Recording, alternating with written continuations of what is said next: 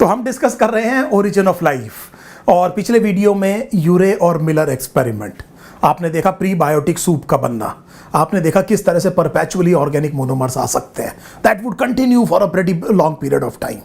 कुछ ही दिनों में आपने देखा कि बड़े इंपॉर्टेंट छोटे छोटे ऑर्गेनिक मोनोमर्स बन गए थे। Now you can imagine if this thing was going on the earth for millions and billions of years what would have happened. So पहली तो बात ये समझिए, एक परपेचुअल सप्लाई होनी शुरू हो गई ऑर्गेनिक मोनोमर्स की। लेकिन ये ऑर्गेनिक मोनोमर शुगर्स का अमीनो एसिड का बनना ये अभी प्रोटोसेल नहीं है। It is not that simplistic. अब जैसा मैंने आपसे कहा था कि मोनोमर्स को आपस में इंटरेक्ट करना चाहिए, पॉलीमर्स बनने चाहिए, पॉलीमर्स को आपस में इंटरेक्ट करके एक सिस्टम बनना चाहिए और मीनिंगफुल इंटरेक्शंस होने चाहिए इन मॉलिक्यूल के बीच में, तब आप कहेंगे कि ये एक self sustaining self regulating unit है। ये लाइफ की एक यूनिट हो सकती है जिसे आप प्रोटोसेल कहेंगे। सो यहां पर इस पर्टिकुलर वीडियो में हम इस चीज को डिस्कस करेंगे, प्रोटोबायंट। सो प्रोटोबायंट को हम ये कह रहे हैं कि ये इमीडिएट प्रीकर्सर होगा जो प्रोटोसेल है। सो let us have this clarity. हम ये कह रहे हैं कि प्रोटोबायंट को आप वर्चुअली ये कह सकते हैं कि the next step would be the protocell that we are looking forward. और ये जो प्रोटोबायंट है, ये जो मोनोमर्स वगैरह है, इनके आपस में मीनिंगफुल इंटरेक्शंस, पहले पॉलीमर्स बने, फिर आपस में, जैसा मैंने आपसे एक बार जिक्र किया था, लाइपोपॉलीसेकेराइड, ग्लाइकोप्रोटीन, लाइपोप्रोटीन, इस तरह की चीजें बने। आप जानते हैं सेल में क्या है, फॉस्फोलिपिड्स हैं, इस तरह की चीज चाहिए। आप जानते हैं हर एक सेल के चारों तरफ सेल मेम्ब्रेन है। सेल मेम्ब्रेन आप जानते हैं जितनी भी सेल मेम्ब्रेन है फॉस्फोलिपिड की बाइलेयर की बनी है। सो इस तरह की चीज, क्योंकि ये यूनिवर्सल है, तो ये तो होना बहुत ही जरूरी है। क्योंकि आपने जितने भी सेल देखे हैं, जैसा मैंने आपको कहा कि उसके अंदर का एक पर्टिकुलर एनवायरनमेंट होता है, बाहर के एनवायरनमेंट से वो इंटरेक्ट करता है, और बाहर के और अंदर के एनवायरनमेंट के बीच में एक सेमी परमिएबल या सेलेक्टिवली परमिएबल सेल मेम्ब्रेन है जिसका बनना बहुत जरूरी है। और हम ये कह रहे हैं कि इस तरह के अगर जो स्फेरिकल कॉन्ग्रीगेट बनेंगे, कुछ चीजें जो बायोमोलिक्यूल्स आपस में जुड़ेंगे और वो अगर स्फेरिकल शेप में एक कॉन्ग्रीगेशन बनाते हैं, एग्रीगेशन बनाते हैं, इसको आप क्या कहेंगे, प्रोटोबायंट। और आप ये कहेंगे कि ये प्रोटोबायंट इवॉल्व हो गया से फॉर एग्जांपल प्रोटोसेल में। मैं डायरेक्टली प्रोटोबायंट को प्रोटोसेल नहीं कहना चाह रहा हूं, मैं ये कह रहा हूं कि just precursor of the protocell, this would be protobiont. I hope this is absolutely clear. पहली बात तो आपको ये समझ में आ गई। देखिए, अब जब ये प्रोटोबायंट आपस में बनेगा तो आपके पास मोनोमर्स हैं, आप उनको करके देखिए, आप उनसे क्या बना सकते हैं, पॉलीमर्स बना सकते हैं, आप उनसे क्या बना सकते हैं, बहुत सारी चीजें बना सकते हैं। और आप एक बात समझिए, जो ये मॉलिक्यूल्स है, याद कीजिए सेल मेम्ब्रेन, इस फॉस्फोलिपिड की बाइलेयर, फॉस्फोलिपिड याद कीजिए, फॉस्फोलिपिड का हाइड्रोफिलिक हेड और हाइड्रोफोबिक टेल। तो अगर आप बहुत सारे फॉस्फोलिपिड को किसमें डाल दे, पानी में, तो अपने आप स्फेरिकल कॉन्ग्रीगेट आ जाएगा। याद कीजिए मिसल फॉर्मेशन, याद कीजिए मिसल फॉर्मेशन। बाहर की तरफ क्या आ जाएंगे, हाइड्रोफिलिक हेड आ जाएंगे, और अंदर की तरफ क्या आ जाएगा, हाइड्रोफोबिक टेल आ जाएगा। और बाद में it can form a bilayer, you can easily understand what we are saying. आपने बायोटेक्नोलॉजी में लाइपोसोम देखा है, आप फेंकिए इसको पानी में, हाइड्रोफोबिक इंटरेक्शन, अपने आप ये ओरिएंटेशन होगा। आपने क्लास 9 से मिसल फॉर्मेशन देखी है। So I hope this is absolutely clear. अब हम ये चाहते हैं कि वो प्रोटोबायंट जिसे मैं कैंडिडेट मान रहा हूं कि उससे प्रोटोसेल इवॉल्व हुआ होगा, उसको कुछ प्री कंडीशंस जो है जस्टिफाई करनी पड़ेगी, तभी मैं मानूंगा कि ये प्रोटोबायंट एक्चुअली ये कैंडिडेट हो सकता है for the immediate precursor of the protocell. So देखिए, मैं उस प्रोटोबायंट को ढूंढ रहा हूं जो कुछ प्री कंडीशंस को मेरी सेटिस्फाई कर दे, और फिर मैं ये मान जाऊंगा कि yes, it is a probable candidate for the evolution of the protocell. अब वो कंडीशंस क्या क्या हैं, वो कंडीशंस देखिए। पहली, it must be able to replicate because you require a perpetual supply of replicators. आप ये समझिए, रेप्लिकेशन। आप देखिए, जब मैंने कहा प्राइमरी ए बायोजेनेसिस, और मैंने कहा प्राइमरी ए बायोजेनेसिस मतलब biogenesis first and biogenesis since then. तो एक बार जब सेल बन जाएगा, लाइफ एस्टेब्लिश हो जाएगी, तो प्री एग्जिस्टिंग लाइफ से बननी है। तो इसका मतलब सेल को डिवाइड करना है, और सेल कब डिवाइड करता है, जब उससे पहले उसका डीएनए रेप्लिकेट करता है। This is absolutely clear to you. देखिए, मैं यहां पर सेल बायोलॉजी डिस्कस कर रहा हूं आपके साथ में। So what is the sequence of cell division. So if it is a eukaryotic cell, तो आप जानते हैं साइटोकाइनेसिस से पहले कैरियोकाइनेसिस, और कैरियोकाइनेसिस से पहले डीएनए रेप्लिकेशन इज मस्ट। तो चाहे प्रोकैरियोट हो चाहे यूकैरियोट हो, जेनेटिक मटेरियल को रेप्लिकेट करना है, तभी तो दो डॉटर सेल को दोनों को कॉपी मिलेगी कि नहीं मिलेगी। आप याद कीजिए बाइनरी फिशन में भी डीएनए रेप्लिकेट करता है कि इससे पहले कि बैक्टीरिया बाइनरी फिशन से डिवाइड करे. So this is very important. Now you understand why RBC do not divide. Mature RBC क्यों डिवाइड नहीं करता है, क्यों आपको उनको बार बार जो है स्टेम सेल से बनाना पड़ता है बोन मैरो में, क्यों? क्योंकि उनके पास डीएनए नहीं होता. सो इसका मतलब आपको क्या चाहिए, एक कंटिन्यूअस सप्लाई ऑफ रेप्लिकेटर्स चाहिए, क्योंकि इसके बिना काम नहीं चलेगा. नंबर टू बड़े ध्यान से देखिएगा इस चीज को. मैं ये चाहता हूं कि there must be a mechanism of inducing a change in them.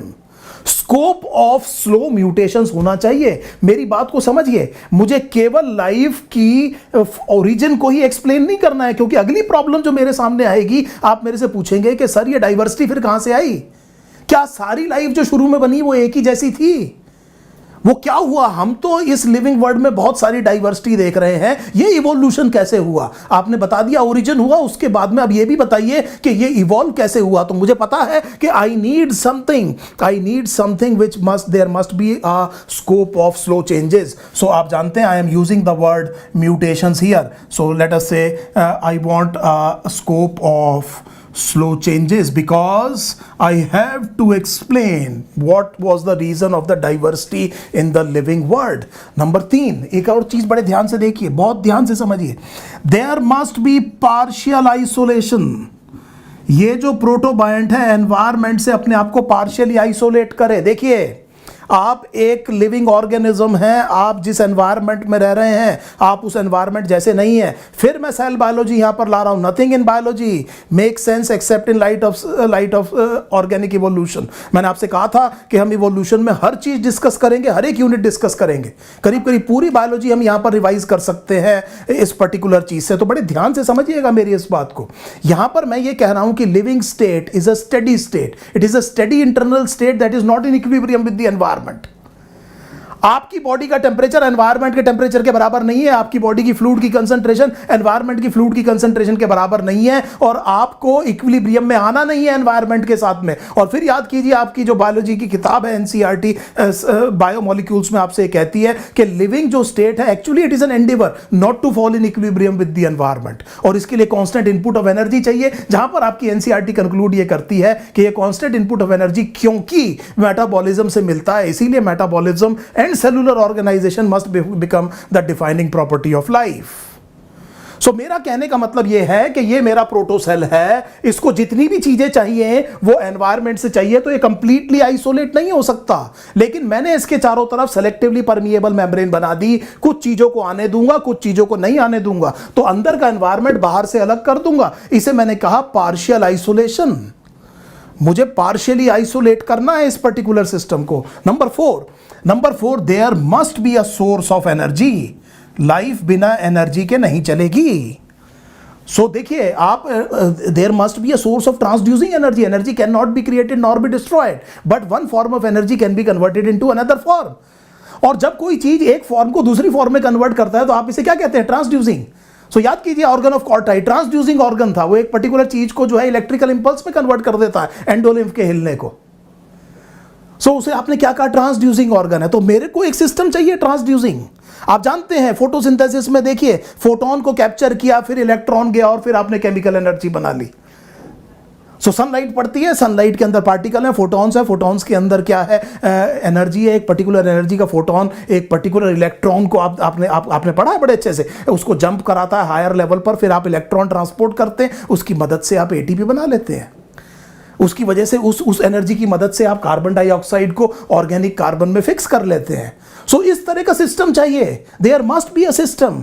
कहां से आएगी ये एनर्जी? क्योंकि बिना एनर्जी के लाइफ नहीं चलनी है. तो मैं ये कह रहा हूं कि जो भी प्रोटोबायंट बने, अगर कोई प्रोटोबायंट इन चारों चीजों को क्या करता है, बिल्कुल सेटिस्फाई करता है चारों कंडीशंस को, तो मैं ये मानने को तैयार हो जाऊंगा कि ये प्रोटोसेल में इवॉल्व हो सकता है. देखिए कौन सा हुआ था I do not know. Again this is happening billions of years ago. I can give the best hypothesis, लेकिन मेरा इतना ओपन माइंड है कि अगर कोई प्रोटोबायंट ये चारों कंडीशंस को कर देता है तो ये मैं मानूंगा कि ये बेसिकली इस चीज को क्या कर सकता है, प्रोटोसेल में इवॉल्व जरूर हो सकता है. I hope this thing is absolutely clear. So देखिए दो प्रोटोबायंट्स बहुत इंपॉर्टेंट थे. एक प्रोटोबायंट का नाम है coacervate. So there is coacervate. Now this coacervate was actually the result of efforts of Oparin himself, और इसमें it was a combination of a polysaccharide and protein. Polysaccharide and protein, बीच में थोड़ा पानी, और देखिए चारों तरफ फिर वो लिक्विड एक्वस फेज हो गई। दोबारा देखिए, मैंने आपसे ये कहा कि एक स्फेरिकल कॉन्ग्रीगेट दे तो 2 डायमेंशन लग रहा है आपको, लेकिन ये समझ सकते हैं बॉल की तरह होगा, this would be a sphere. और हमने ये कहा क्योंकि इनमें से ज्यादातर मॉलिक्यूल एम्फीपैथिक मॉलिक्यूल्स हैं। आप जानते हैं, आप बताइए रेन की जो ड्रॉप्स हैं उनकी शेप क्या होती है? उनकी शेप भी कैसी होती है? स्फेरिकल होती है। आपने कभी स्क्वायर तो देखी नहीं होगी। Now you know the reason from the physics for it. और आप जानते हैं कि ये जो एम्फीपैथिक मॉलिक्यूल्स हैं, ये अगर आप पानी में फेंकेंगे तो स्फेरिकल कॉन्ग्रीगेट बनना ही बनना है।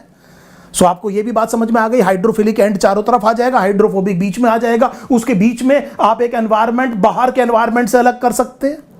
तो अगर आप एक मॉलिक्यूल का स्फेरिकल कॉन्ग्रीगेट बनाएं जिसमें हाइड्रोफिलिक चीजें चारों तरफ है, हाइड्रोफोबिक बीच में है, तो इसके बीच में आप कोई ऐसी चीज रख सकते हैं जो कि एनवायरमेंट से अलग कर सकते हैं। तो इसका मतलब partial isolation should not be a problem. Because of the amphipathic nature of the molecules, this partial isolation should not be a problem. ज्यादातर जो भी आप प्रोटोबायंट देखेंगे वो पार्शियल आइसोलेशन बड़ी आसानी से अचीव कर सकते हैं। There is no problem in it at all. दूसरी चीज ये देखिए, इसमें हमने कहा कि it is lipid and protein, sorry it is polysaccharide and protein. इसको ठीक कीजिए बेटे, it is polysaccharide and protein. इस तरह का मिक्सचर था, ओपरन ने इसको किया, और यहां पर जो वाटर का कंटेंट था वो कम था, और चारों तरफ मैंने क्या कहा कि वाटर का कंटेंट ज्यादा है। सो आप देख रहे हैं ये 2 तरह का इंटरफेस हो गया, लिक्विड यहां पर कम है, लिक्विड यहां पर ज्यादा है। इस तरह के कॉन्ग्रीगेशन को आप क्या कहते हैं? प्रोटोबायंट। और इस प्रोटोबायंट ने, कोएसरवेट ने थोड़ा सा एलिमेंट्री मेटाबॉलिज्म एग्जिबिट किया, that according to Oparin that it was actually showing elementary metabolism. आप हायर क्लास में देखेंगे कि एक्चुअली इसने किया क्या। सो एलिमेंट्री मेटाबॉलिज्म इसने शुरू किया क्योंकि ये कुछ चीजों को अंदर डिफरेंट कंसंट्रेशन में बाहर से अलग करके रख सकता था। तो this according to Oparin was the elementary metabolism that coacervates were capable of.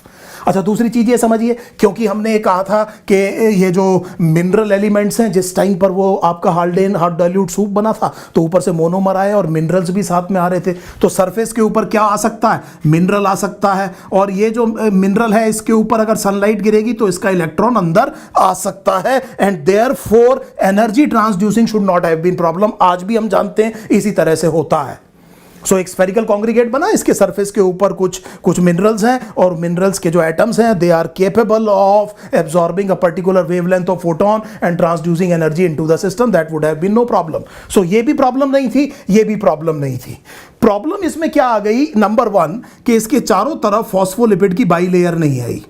So that means there was no bilayer, and most importantly, इसको भी अगर हम ना कंसिडर करें तो most importantly they were not able to replicate। ये replicate नहीं कर पाए, प्रॉपर तरीके से रेप्लिकेट नहीं कर पाए। तो इसका मतलब they alone could not have been the precursor of the protocell. ये अकेले प्रोटोसेल के प्रिकर्सर नहीं हो सकते। एक और जो आपको पता होना चाहिए, दैट इज माइक्रोस्फीयर। एक और आपको पता होना चाहिए, इसे हम कहते हैं microsphere. The name of the scientist was Sidney Fox. So Sidney Fox created microsphere. It is a proteinoid mixture. So it is a proteinoid mixture, ध्यान से समझिए, प्रोटीनॉइड मिक्सचर है। और प्रोटीनॉइड मिक्सचर में ध्यान से समझना बेटा इस बात को, प्रोटीनॉइड मिक्सचर में इन्होंने ड्राई हीट किया अमीनो एसिड को। सो अमीनो एसिड्स को इकट्ठा किया। आपने उसमें जो प्रीबायोटिक सूप है उसमें अमीनो एसिड बनाए, उनको इकट्ठा किया, ड्राई हीट किया, उनको 130-40 डिग्री सेल्सियस तक लेके चले गए, और then you cooled them in the presence of water. तो ये प्रोटीनॉइड मिक्सचर बन गया, स्फेरिकल कॉन्ग्रीगेट। इसको क्या कहते हैं? माइक्रोस्फीयर। ये माइक्रोस्फीयर एलिमेंट्री ग्रोथ भी दिखा रहे थे, मेटाबॉलिज्म भी दिखा रहे थे। एक्चुअली कुछ केसेस में ये इस तरह से मुझे शब्द इस्तेमाल करना चाहिए, टूटा, कि ऐसा लगा कि इन्होंने बाइनरी फिशन किया है। So this is a very, very important thing. So that means even phospholipid bilayer was possible. So that means अगर आप इन दोनों को देखें तो this looks like a very, very good candidate for to be the precursor of the protocell. लेकिन इसमें limited diversity थी. The diversity was a problem. जितनी मर्जी बार इन्होंने कोशिश किया, they could not induce any diversity in the microsphere. So this was a great drawback of microsphere. Coacervates के कुछ drawbacks थे. Microsphere looks more promising, more exciting. The people got very excited, but there was some problem again. And the problem was that diversity was not there. So diversity नहीं थी. तो इसका मतलब ये हुआ कि we came back to square one. हम square one पर आ गए. हमने ये कहा कि ना कोएसरवेट ना माइक्रोस्फीयर अकेले वो चीज हो सकते हैं जो कि प्रिकर्सर होंगे प्रोटोसेल के. इधर बड़े ध्यान से मेरी बात सुनिए. सबसे बड़ी प्रॉब्लम आ रही थी कि रेप्लिकेशन कहां से होगा. दूसरी प्रॉब्लम ये आ रही थी कि ये डाइवर्सिटी कहां से आएगी. अब आप ये बात समझने की कोशिश कीजिए, जब मैं जिस टाइम की बात कर रहा हूं, जिस पर्टिकुलर टाइम पीरियड की मैं बात कर रहा हूं, उस टाइम पर एक मॉलिक्यूल तो अभी तक हमने कंसिडर किया ही नहीं. हम जानते हैं रेप्लिकेटर्स विल बी न्यूक्लिक एसिड, और आप देख रहे हैं कि मैं इतनी देर से आपको पढ़ा रहा हूं, मैंने अब तक न्यूक्लिक एसिड की बात नहीं करी है. I am looking at lipid, I am looking at polysaccharide, I am looking at proteins, but I am not looking at nucleic acids. So देखिए, this is the exciting thing about science. In the light of new discoveries, बेटे the theory goes forward. ये theory आगे चलेगी जब आपको पता चलेगा कि अभी जिस चीज को आप देख रहे हैं, जिस चीज को आप देख रहे हैं, वो बेसिकली एक्सप्लेन नहीं कर पाएगी. देखिए, आप डाइवर्सिटी भी आप सोचिए, म्यूटेशन करेंगे किसमें भाई, किस में चेंज आना चाहिए. आप जानते हैं, आप जेनेटिक्स पढ़ चुके हैं, डीएनए में चेंज आना चाहिए, तब फिनोटाइप में चेंज आएगा ना. तब ऑर्गेनिजम्स की जो फिनोटाइप है वो चेंज होगी, तब जाकर के लिविंग वर्ल्ड में आप डाइवर्सिटी देखेंगे कि नहीं देखेंगे. और जब ये इनहेरिट होगा, there must be a genetic material. आपको ये जो मैंने 4 पॉइंट लिखे हैं, आपको मॉलिक्यूलर जेनेटिक्स में जो 4 पॉइंट लिखे हैं, जहां पर वो डीएनए और आरएनए को कंपेयर कर रहे हैं, don't you think they are almost identical. Again, we are looking at a chapter of molecular biology where we are using evolution to explain the thing. आप देखिए, again, nothing in biology makes sense except in light of evolution. So आप देख रहे हैं, फिर आप याद कीजिए, आपकी एनसीईआरटी में यही 4 पॉइंट लिखे हुए हैं. बस एक चौथा पॉइंट जो अलग है वो ये है कि it must be able to express itself into the Mendelian trait. So बेटे, अगर आप म्यूटेशन कॉज करेंगे तभी तो मेंडेलियन ट्रेट चेंज होगा. और अब तक तो आपने किसी भी जगह पर क्या यूज नहीं किया है, न्यूक्लिक एसिड यूज नहीं किया है. और अब आप देखिए कि वो जो हाइड्रोजन साइनाइड हमने यूज किया था, और हाइड्रोजन साइनाइड जब यूज किया था और एडिनिन बनाया था, तो उसकी इंपॉर्टेंस आपको समझ में आ रही है कि इस एक्सपेरिमेंट को रिविजिट किया गया. नई डिस्कवरीज हुई एनवायरनमेंट के बारे में, नई लाइट्स आई एविडेंस की, और उसके बाद में आपको पता चला कि हाइड्रोजन साइनाइड अगर आप यूज करते हैं तो आप एक प्यूरिन बेस बना रहे हैं, adenine. This was very very remarkable. और फिर मैंने आपको बताया कि यहां से आप आरएनए न्यूक्लियोटाइड बना सकते हैं. सो इसका मतलब यह हुआ कि जो प्रोटोबायंट बने होंगे, इनको कंट्रोल किया होगा न्यूक्लिक एसिड ने. देखिए, how do you explain the presence of mitochondria and chloroplast in a eukaryotic cell. तो आप ये कहते हैं कि they were free living prokaryotes. Mitochondria के बारे में हम ये कहते हैं कि अल्फा प्रोटियोबैक्टीरिया अकेला रहता था, वो आकर के किसके अंदर घुस गया, यूकैरियोटिक सेल के, और यहीं रह गया. इसीलिए उसके ज्यादातर प्रोटीन अब मेन डीएनए बनाता है, लेकिन वो खुद अपने कुछ प्रोटीन बनाता है, बाइनरी फिशन से रेप्लिकेट करता है. सेमी ऑटोनॉमस ऑर्गेनेलीज हैं. You know this is how it evolved. इस तरह से हम एक्सप्लेन करते हैं क्लोरोप्लास्ट को, इस तरह से हम एक्सप्लेन करते हैं माइटोकॉन्ड्रिया को, what is called as endosymbiosis. इस तरह से एक्सप्लेन करते हैं. What about nucleus? There are so many hypothesis. तो हमने ये कहा कि देयर इज अ पॉसिबिलिटी कि माइक्रोस्फीयर जैसी कोई चीज से, for example, just giving you hypothesis on it, कि माइक्रोस्फीयर जैसी कोई चीज को न्यूक्लिक एसिड अंदर आकर के रहने लग गया और कंट्रोल करने लग गया. You know what is virus? आप एक पैंडेमिक के बीच में रह रहे हैं, आप जानते हैं वायरस किसे कहते हैं. वायरस जो है वो आप जानते हैं एक बेसिकली न्यूक्लियो कैप्सिड है, और जिस टाइम वो सेल के अंदर घुस जाता है तो उसके बाद में फिर उसकी मशीनरी से क्या करता है, रेप्लिकेट करता है. It takes control of the host cell. आप कैसे कह सकते हैं कि वायरस बहुत प्रिमिटिव चीज हो गया? ऐसा तो नहीं कि एस्केप न्यूक्लिक एसिड है जो कि किसी सेल से बाहर निकल गया हो, क्योंकि बाहर ये इनर्ट पड़ा रहता है क्रिस्टलाइज होकर के, और जब ये सेल के अंदर घुस जाता है, then it has the capability of taking control of the cell. So this can happen. ये तो होते हुए देखा है आपने. तो आपको ये समझ में आ गया कि यहां पर हो सकता है किसी प्रोटोबायंट को, because this is a conjecture, this is the best evidence we have, this is what we can speculate, this is what we can give a hypothesis about, कि किसी ना किसी प्रोटोबायंट के ऊपर न्यूक्लिक एसिड्स ने control किया and there they gave a new term which is called as eobiont. I am not a very big fan of this particular term, but for theoretical purposes try to understand this would be a protobiont that is under the control of a replicator like nucleic acid. So this was the thing. 1953, Watson and Crick, they explained that they actually proposed the semi-conservative mode of DNA replication. You remember this?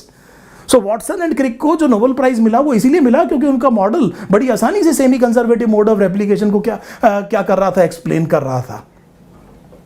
तो इतनी बात हमें समझ में आ गई कि कोई प्रोटोबायंट बना होगा, उसको कंट्रोल किसने किया, न्यूक्लिक एसिड ने. ईओबायंट वो इवॉल्व हुआ होगा प्रोटोसेल में.